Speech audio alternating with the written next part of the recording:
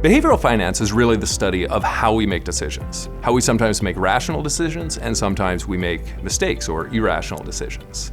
And over the years, we've uncovered a number of different biases or pre-programming in our brains that can lead us down the wrong path when it comes to investing. And these include loss aversion, overconfidence, confirmation bias. One of the good things about the different biases is even understanding what they are and the symptoms that they create actually helps empower the investor to somewhat mitigate some of those impacts. But there are also a number of other tools that you can use to help mitigate them. Having a more systematic approach removes a lot of the emotion from the investment process, and when it's a less emotional process, then your biases have less chance of steering you down the wrong path. Another tool to help manage your biases is to check your emotions. When your emotions are elevated, it really makes you more at risk to suffering the ill effects of one of your inherent biases.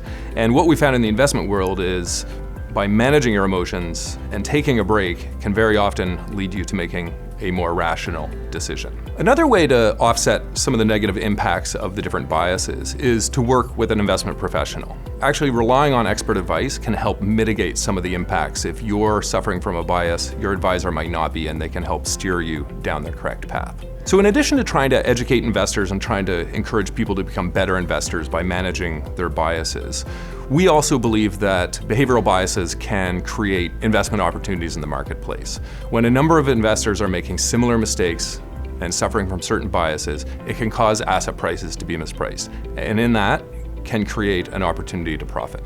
So by no means are we suggesting that people abandon their traditional approach to investment and asset allocation. However, we do believe that adding a behavioral component into an investment process can really help, one, potentially avoid some mistakes, and two, potentially profit from other people's behavioral mistakes. Now, we might not be objective. As the manager of Canada's only behavioral finance fund, we certainly believe that this is the future of investment management, but we do suggest that people incorporate a behavioral component into how they allocate capital and how they make decisions.